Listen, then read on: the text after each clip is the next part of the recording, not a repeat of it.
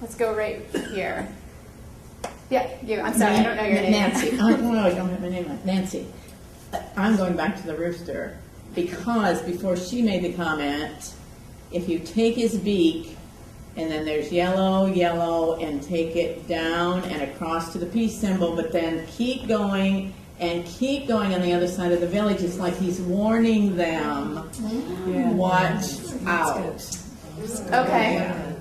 So you're also looking at this kind of chicken or rooster figure, and before we were saying might be it's a way to lead our eye through the picture. You're noticing that there's actually a yellow part too that goes all the way across to here. What do you see that makes you say this might be a village? Huts, looks like they're home, they're where they're living, and lots right next to each other. So lots of people over there to warn. Okay. This is going on here. Be careful. So it looks like there's architecture here with those kind of, are you talking about the triangular shapes? Right. Okay. And it looks like a very densely populated area. What do you see that makes you say it might actually be a sign of warning in particular? Well, the rooster wakes you up in the morning and says, whoop, it's morning. And then we're talking about the big figure, the big human figure. And then it also cuts right through behind the peace symbol. Okay, so the peace, the peace symbol to me is what he's coming with. He's going, okay, this is all in the name of peace. We're all in this together. But the rooster's going, just be careful. Okay, I want to make sure that I'm interpreting you correctly. You're saying that the conquistador, what we've called the conquistador, is trying to bring a message of peace?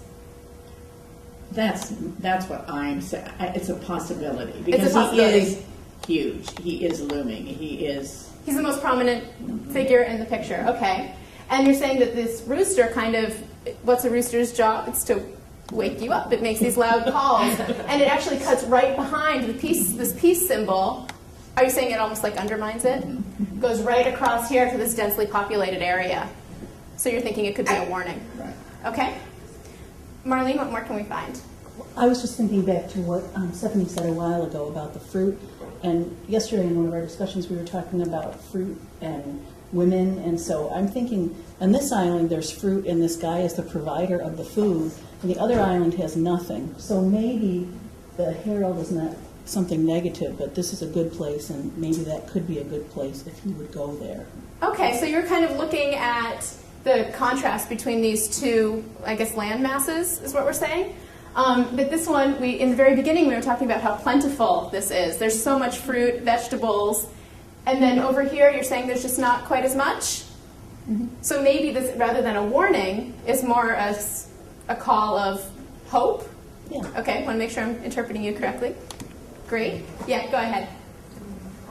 Yeah. Okay, it kind of looks like propaganda to me. Okay, what do you see that makes you think of propaganda? Well, because the man and even the fruits, everything seems to be like pushing down on the figures that appear to be maybe native islanders or the people that live in that area. And that kind of squashed down appearance, especially the fruit or vegetable that's under his feet, seem to be pushing down, and yet that peace symbol sort of contradicts it. It's like he's bringing in a message that this is a good thing, and yet the things that are most important in an artwork, the things that are larger to me seem to be what the artist is saying are the most important things there, and you can't pick out individual people, or I mean they're just kind of a mass there, but the other stuff, forces are being pushed down on them. Okay, so you're feeling this real kind of feeling of gravity. Things are being weighted down, pushed down. And are you talking about in this area? Well, on that central island area, the large fruits and vegetables and things are sort of, I just see the weight, the physical weight is pushing down on the people or the inhabitants of that particular island. Okay. And even though there are a lot of signs that would reinforce the idea of being positive, like the hearts and the arms there, the joining of the races and things like that, everything else just seems, I just see the weight of those things, and I think, pressing down.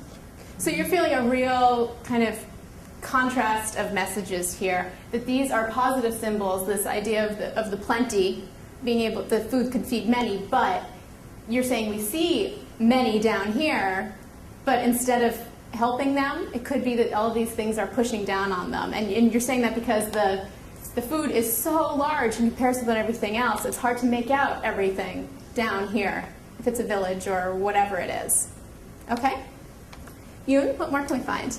Just going back to what you were talking about, propaganda, I thought, I had that idea too when Stephanie had mentioned she was thinking that it was about peace and hope, but I questioned whether it is propaganda just because of the style of the image, thinking if it's propaganda from the culture that he's from, thinking of Western European, that this would be more in the style of Western European art or painting. And when I look at this, and also knowing that it's from the collection here at the Folk Art Museum, thinking of kind of outsider, unschooled art, I think it's more maybe produced from the people who are more indigenous to this culture.